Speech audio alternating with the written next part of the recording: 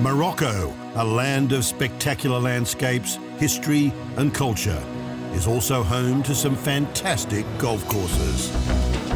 Situated close to the golfing meccas of Portugal and Spain, but offering a round of golf for a fraction of the European price, this is an undiscovered jewel in the travelling golfer's crown.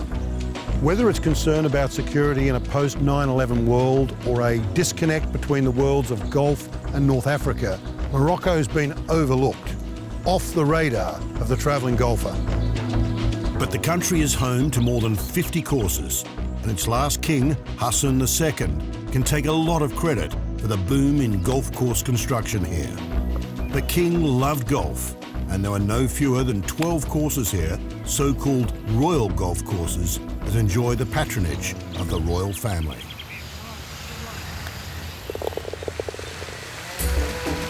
I begin my golf tour of Morocco at one of the best, Royal Dar es Salaam, in Morocco's capital city, Rabat. Its logo is the Atlas lion, a national icon that also appears on the Moroccan football strip. This is a beautiful forest course set amongst eucalyptus, orange and oak trees, which offer shade and relief from the scorching summer heat. King Hassan commissioned famed golf course architect Robert Trent Jones Senior to design it in 1971 and shipped in these 2,000-year-old Roman columns from the Roman city of Volubilis 3 hours away. They're still here, a unique feature between the 11th and 12th fairways. Volubilis was made a World Heritage Site in only 2004. The 9th hole is a spectacular par 3 over water to an island green, but it's the secluded nature of the fairways, closeted by mature trees, and its many bunkers that distinguish this difficult course. I'm playing with Reda Rezhali, a pro on the European Tour. How often do you play here? I play here mostly. When I'm not in tournaments, I play here mostly every day. Maybe 6 times a week, at least. The red course is one of 3 at Dar es Salaam and is caddy only. Previously, caddies and their sons were the only Moroccans to play golf other than the privileged elite, but now the sport is opening up. Before, it was mostly for tourism, but now there's a growing number of Moroccans that are starting to pick up the game.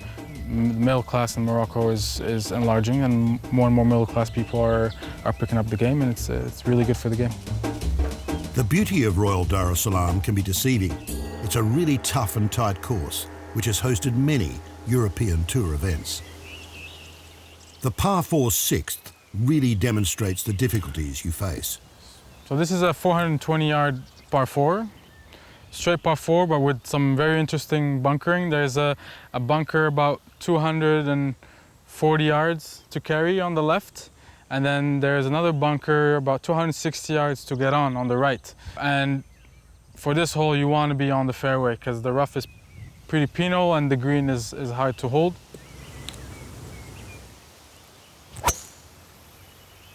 Reda is well positioned in the middle of the fairway, but I'm short of a fairway bunker in the rough on the left.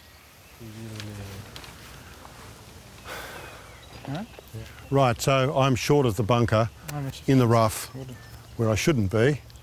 Reda's faded to the right and is in the middle of the fairway, so I've got a job to get up there and stay in the hole. My second shot leaves me short again. But Reda is on the green for a birdie chance. My third gives me a chance for par. But Reda holes out for a birdie.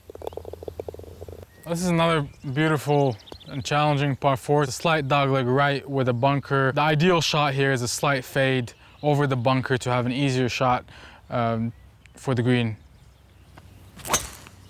On the 7th, Reda once again hits the fairway.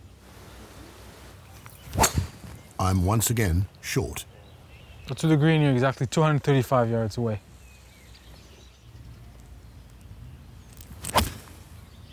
Reda hits the green with his second, but it takes me 3 to get on after my second falls short. Ian is a bit in trouble because he's got to get up one little slope and then it's all downhill to the pin. I mean, saving bogey from there is going to be a good result for him. Sure enough, my fourth leaves me a 6-footer to make bogey. Then Redder pulls off an incredible putt for a birdie. Sorry. Thanks, Redder. Thanks to you. Wonderful putt for a birdie. Cheers. Royal Dar es Salaam has hosted many international tournaments, noticeably the Hassan II trophy. Winners are among the most recognisable names in golf. Recognition of how the low handicap golfing king, who apparently played every day and even had a caddy for his cigarette, brought golfing to this Muslim nation. His sons carry on the tradition, with Prince Moulay Rashid on the right heading the Moroccan Golfing Federation.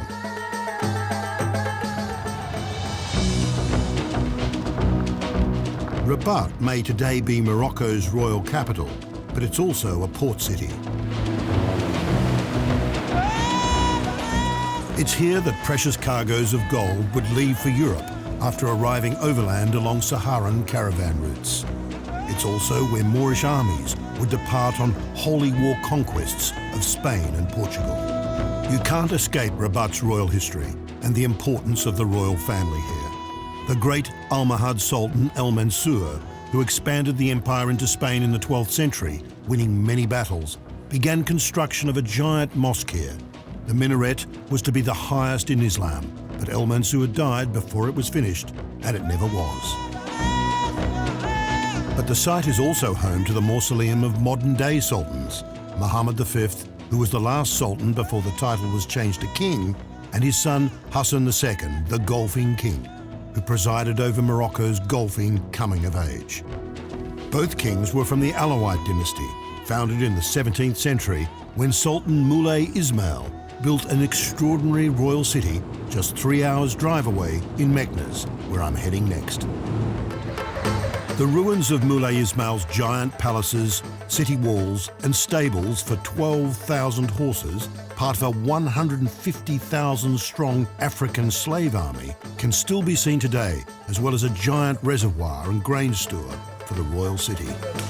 And within the walls today, you can find another royal golf course, Royal Meccas. It's only 9 holes, but it's a unique golfing experience, contained as it is within Moulay Ismail's awesome palace. You can play here at night too. Also near here is the ancient Roman city of Volubilis, where King Hassan got those columns for his favourite golf course.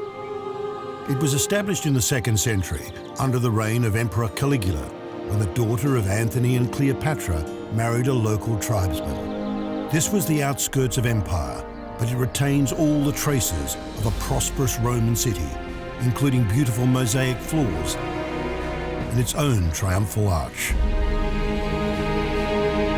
By the time Arab tribes arrived in the 8th century, bringing Islam, Volubilis had already sunk into ruin. Buried by an earthquake, it remained undiscovered, incredibly, until just over 100 years ago.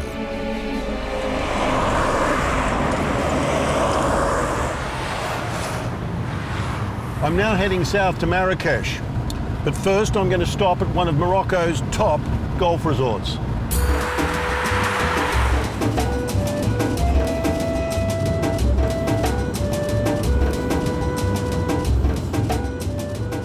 The Mazagan Resort is situated on the Atlantic coast near Casablanca.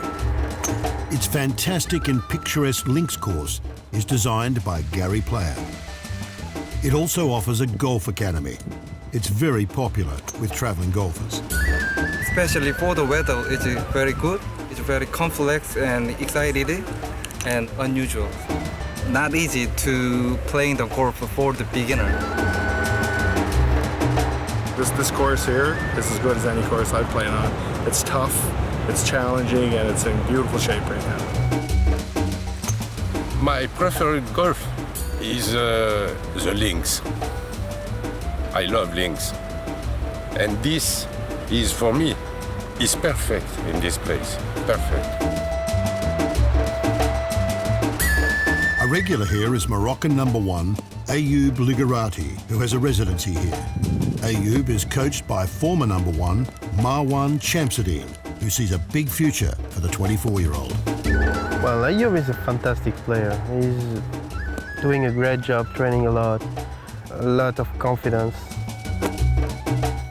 taking a decision and just go for it. That's it. Not afraid player, just a strong mind player. Gifted players like Ayoub, from poor or modest backgrounds, are given support when they become members of the Moroccan team. Ayoub's dad was a farmer, and how he got into golf provides a touching story. In 2006, I hit my first ball, but before I lived just near to Royal Golf Agadir. It's 9 holes, and you have some balls go up near to my house, and I take the balls, I clean, and one time the president of golf tell me, if you want to play for free, it's no problem.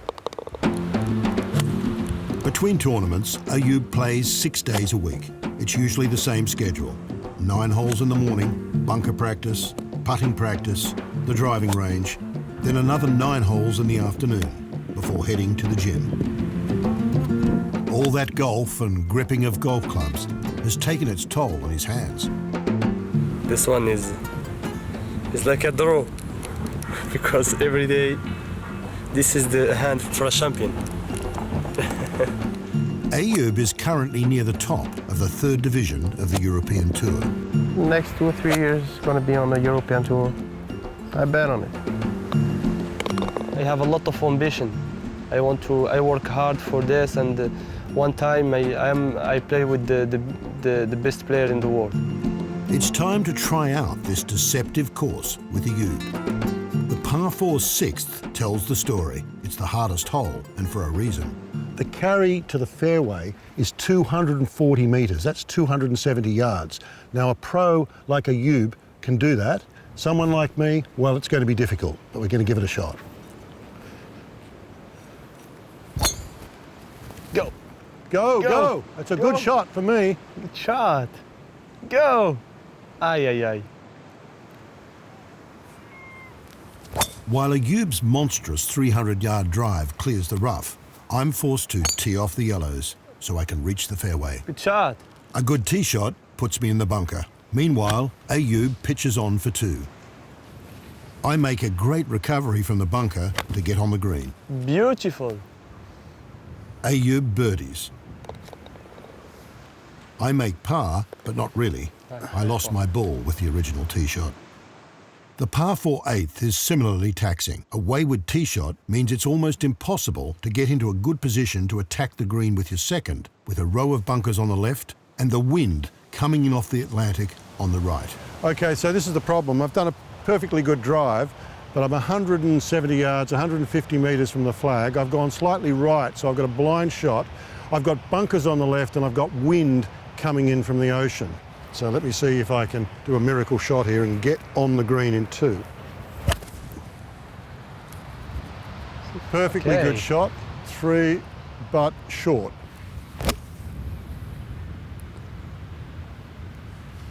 So there's the story. I'm short of the green and short of the bunkers, and Ayoub's already on there. It's a familiar story. Ayoub taps in for a par and me for a bogey. The par 5 14th demonstrates Ayoub's talent. He strikes a mighty drive from a blind tee position with the fairway protected by elevated bunkers. A mighty second puts him just off the green, and then this. It's in the hole for an eagle. The 15th hole is the course signature, a par 3. If you are short, you are in the bunker. If you are long, you are in the beach.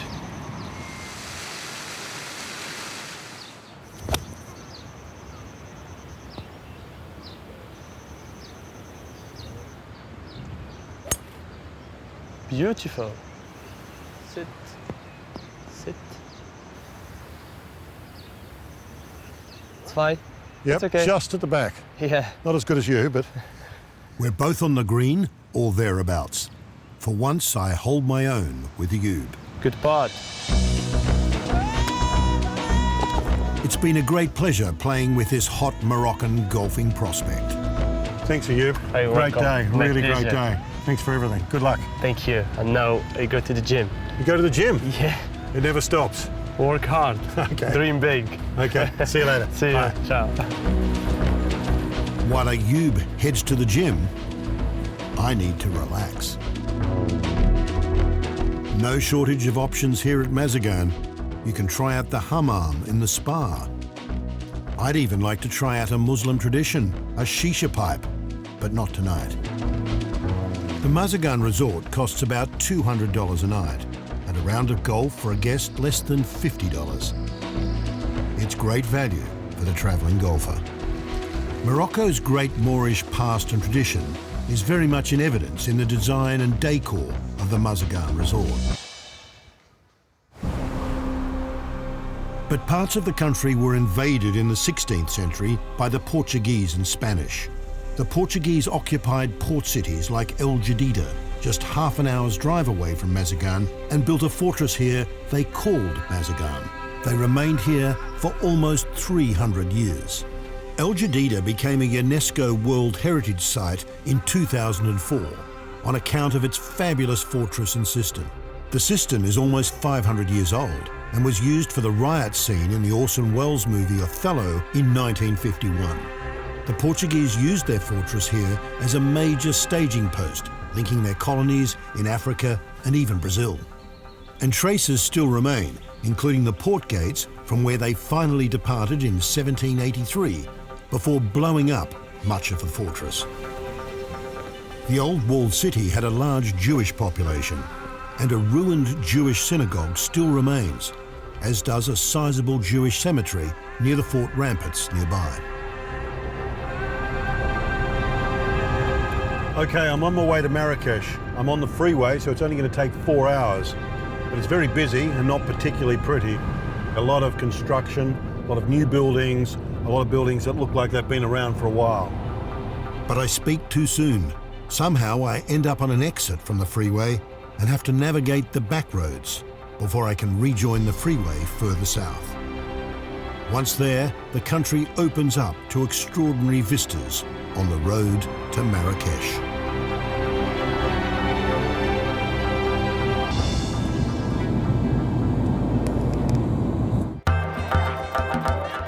Marrakesh was established by the Almoravid dynasty in the 12th century.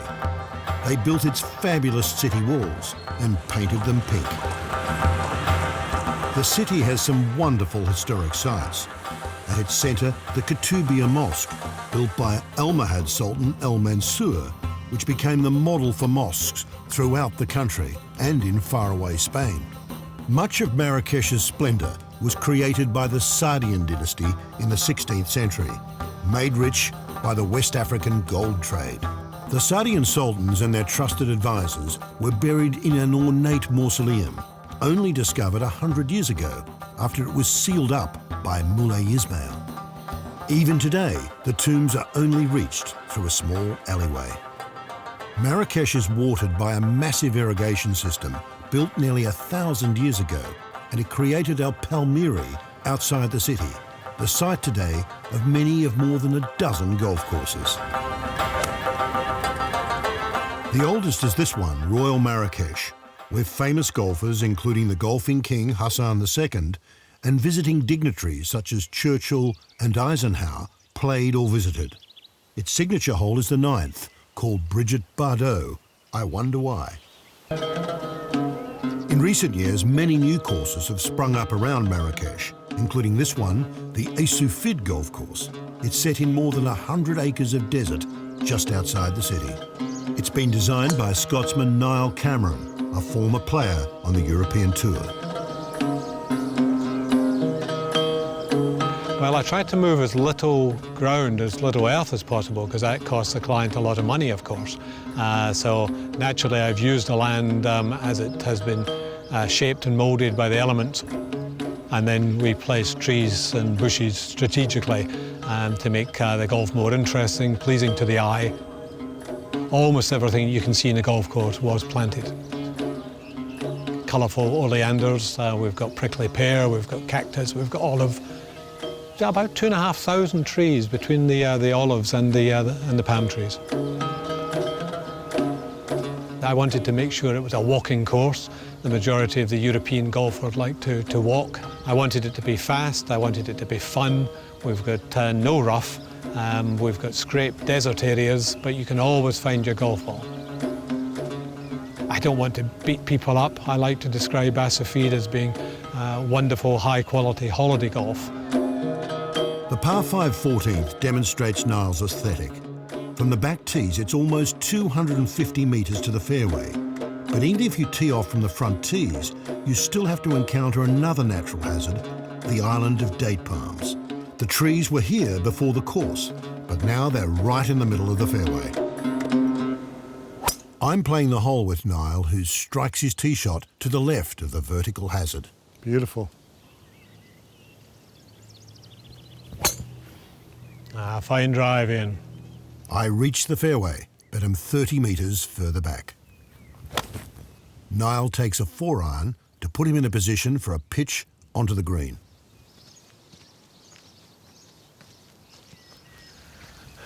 Nice little feature, the vertical hazard. It's very nice. It was nice to leave. It's nice to look at from the fairway in, and it's even nicer when your opponent's in it.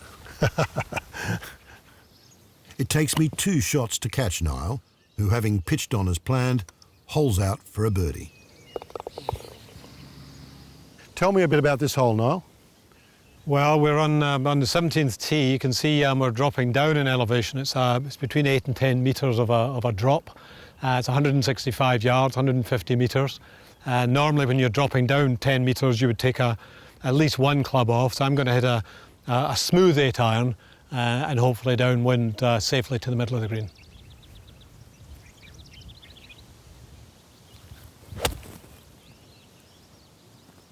Niall puts his to within a few feet of the pin, setting up a birdie chance. Good shot. My tee shot runs through and unluckily slips into a bunker. Okay, Ian, you've got quite a good break here. The ball's lying beautifully. This is called an explosion shot. So you're looking to explode the sand out, 2 inches of sand between the club face and the ball, big swing of the arms and hands, and follow through. Okay, here we go with the explosion shot. Yeah, it's well out.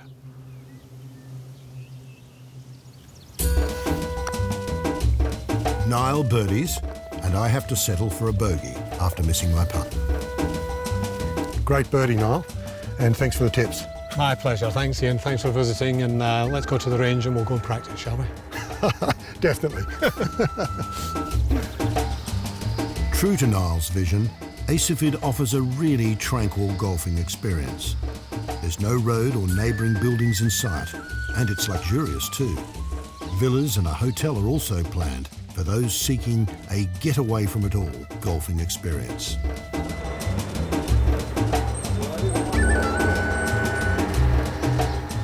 Despite the hustle and bustle, if you're visiting Marrakesh, it also offers tranquil places to stay, like the Riyadh Huma, right in the heart of the Medina.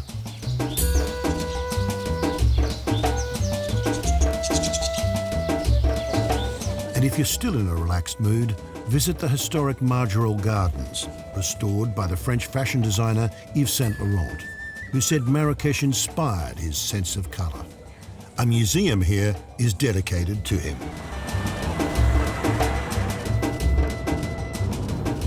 I'm now on the final leg of my golfing adventure, southwest to Agadir. It was desert to start with, but now we're cutting through the Anti-Atlas mountain ranges before heading back down to the coast.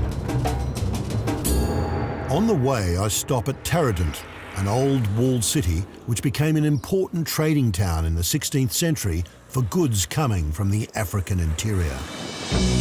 So important, in fact, that the Saadian sultans made it their capital for a time. Taradent describes itself as a little Marrakesh. As the pink city has become more and more overrun by tourists, travellers find the smaller, more relaxed Taradent an attractive alternative. Here, the bicycle is a preferred mode of transport for locals, and market traders are friendly, with none of the tired aggression you find in Marrakesh. Taradent serves the agricultural region of the Souss Valley, and it's still a predominantly agricultural town. It's not got the bigger draw sites of Marrakesh, but as my guide Mohammed explains, it's a real find. It's like basilic. Basilic, it's a simple plant, so if you don't touch it, you will not smell, you will not get the smell. So the same thing with Taradent, you have to be relaxed, calm, you go on your feet or a bicycle so you can discover the beauty of this city.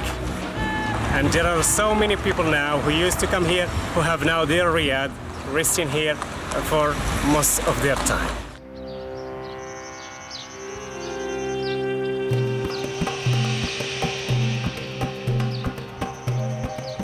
My final golfing destination is back on the coast, north of Agadir, at a course rated one of the best in Africa. It's called Tazegzout. It's been carved out of a hillside facing the Atlantic. The vegetation is dominated by argan trees, native to Morocco. Despite their scruffy appearance, the trees are prized for their valuable oilseed and live for up to 200 years. There's a huge amount of development along this stretch of the Moroccan coast. Much of it looks like a gigantic building site. Tazegzout is the home course of Morocco's top woman golfer, Maha Hadoui. She's the first Arab golfer on the European Women's Tour. Morocco is definitely a leader in the Arab world when it comes to golf, not only women's golf. I think that our other Arab countries are looking up to Morocco when it comes to golf and trying to reproduce the same format we have. Yeah, mostly play with men, practice with men. Obviously, I would have loved to have more girls playing and more women, female competitors, but for now, I'm the only one, and that's the way it is, but I'm sure there's going to be a lot more in the future. Now, the young girls are playing against other girls, so it's definitely growing, and I think in the next few years there's going to be more female professionals from Morocco. I practice Monday to Saturday from like 9 to 5, and then, you know, have to go to the gym to work out and prepare physically for the game, so it's a real full-time job. My ambition is to win a tournament on the LET and finish the top 10 of the LET rankings in the next 2 coming years. And for the longer term, I would love to play in the US. Tazegzout is a tricky course full of obstacles if your shots stray. The par 4 16th has a very long carry over rough to get to the fairway. Even if you manage that, you need to carry the ravine and then bunker beyond it to reach the green, which drops off dramatically at the back. A big ask. With the 17th, you need to be pinpoint accurate. Because you've got the ravine, you've got the bunkers, it's a small green. You have to take into account the downslope, there's a little bit of wind, and you don't want to be long, so no short, no long, no right, no left. It's not an easy hole, this one.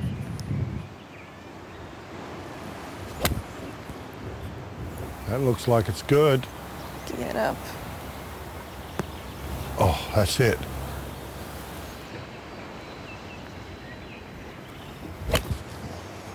That's it. That's the one. Get down. Oh, perfect. Perfect. These greens seem quite tricky. They are.